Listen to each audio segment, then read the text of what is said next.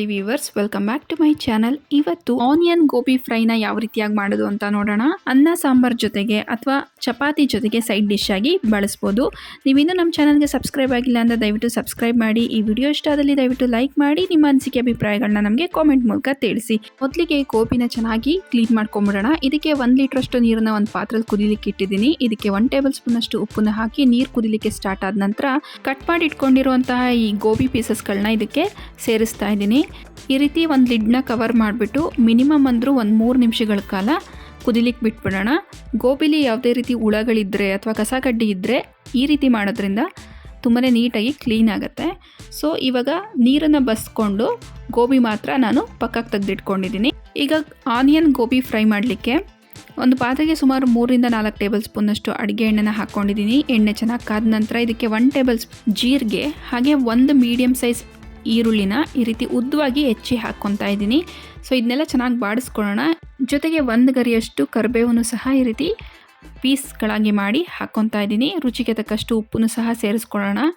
ಉಪ್ಪು ಹಾಗೆ ಒಂದು ಅರ್ಧ ಟೇಬಲ್ ಸ್ಪೂನಷ್ಟು ಅರಿಶಿನ ಪುಡಿ, ಅರ್ಧ ಟೇಬಲ್ ಸ್ಪೂನ್ ಅಚ್ಕಾರದ ಪುಡಿ, 1/4 ಟೇಬಲ್ ಸ್ಪೂನಷ್ಟು ನಾನು ಕಾಶ್ಮೀರಿ ಚಿಲ್ಲಿ ಪೌಡರ್ನ ಹಾಕ್ಕೊತಾ ಇದ್ದೀನಿ.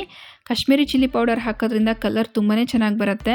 ಆನಿಯನ್ ಎಲ್ಲ ಚೆನ್ನಾಗಿ ಬೇಯಲಿ ಅಂದ್ಬಿಟ್ಟು ಈ ರೀತಿ ಕವರ್ ಮಾಡಿಕೊಂಡು ಕುಕ್ ಮಾಡ್ಕೊತಾ ಇದ್ದೀನಿ. ಒಂದು 2 ನಿಮಿಷಗಳ ಕಾಲ ಚೆನ್ನಾಗಿ ಈ ರೀತಿ ಬಾಡಿಸ್ಕೊಂಬಿಡೋಣ. ಈರುಳ್ಳಿಗೆ ಉಪ್ಪು ಖಾರ ಎಲ್ಲ ಚೆನ್ನಾಗಿ ಹಿಡಿಬೇಕು, ಅಲ್ಲಿ ತನಕ ಇದನ್ನು ಚೆನ್ನಾಗಿ ಈ ರೀತಿ ಫ್ರೈ ಮಾಡ್ಕೋಬೇಕಾಗತ್ತೆ. ನಂತರ ಇದಕ್ಕೆ ನಾವು ಕ್ಲೀನ್ ಮಾಡಿ ಇಟ್ಕೊಂಡಿರುವಂತಹ ಗೋಬಿ ಪೀಸಸ್ಗಳನ್ನ ಆ್ಯಡ್ ಮಾಡ್ಕೊತಾ ಇದ್ದೀನಿ. ಸೊ ಇದನ್ನು ಸಹ ಚೆನ್ನಾಗಿ ಈ ರೀತಿ ಮಿಕ್ಸ್ ಮಾಡ್ಕೊಂಬಿಡೋಣ.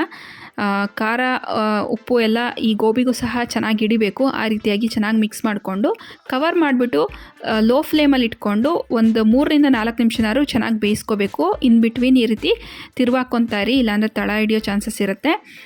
ಇವಾಗ ಇದಕ್ಕೆ ಒಂದು 4 ರಿಂದ 5 ಟೇಬಲ್ ಸ್ಪೂನಷ್ಟು ನೀರು ಸ್ವಲ್ಪ ಹಾಕ್ಕೋಬೇಕು. ತುಂಬ ಜಾಸ್ತಿ ನೀರು ಹಾಕ್ಲಿಕ್ಕೆ ಹೋಗಬಾರ್ದು. ಗೋಬಿ ಬೇಯಲಿಕ್ಕೆ ಎಷ್ಟು ನೀರು ಬೇಕೋ ಅಷ್ಟು ಮಾತ್ರ ಹಾಕ್ಕೋಬೇಕಾಗತ್ತೆ.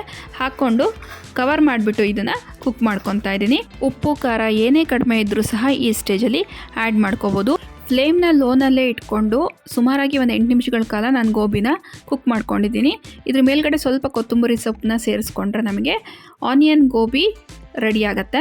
ಅನ್ನ ದಾಲ್ ಜೊತೆ ಸೈಡ್ ಡಿಶ್ ಆಗಿ ಅಥವಾ ಚಪಾತಿಗೂ ಸಹ ತುಂಬಾ ಚೆನ್ನಾಗಿರುತ್ತೆ. ನೀವು ನಿಮ್ಮ ಮನೆಗಳಲ್ಲಿ ಈ ರೆಸಿಪಿ ಟ್ರೈ ಮಾಡಿ. ಈ ವಿಡಿಯೋ ಇಷ್ಟದಲ್ಲಿ ದಯವಿಟ್ಟು ಲೈಕ್ ಮಾಡಿ. ಮತ್ತೊಂದು ರೆಸಿಪಿ ಜೊತೆ ನಾನು ನಿಮ್ಮನ್ನು ಮತ್ತೆ ಭೇಟಿ ಆಗ್ತೀನಿ. ಅಂಟಿಲ್ ದೆನ್ ಟೇಕ್ ಕೇರ್, ಬಾಯ್.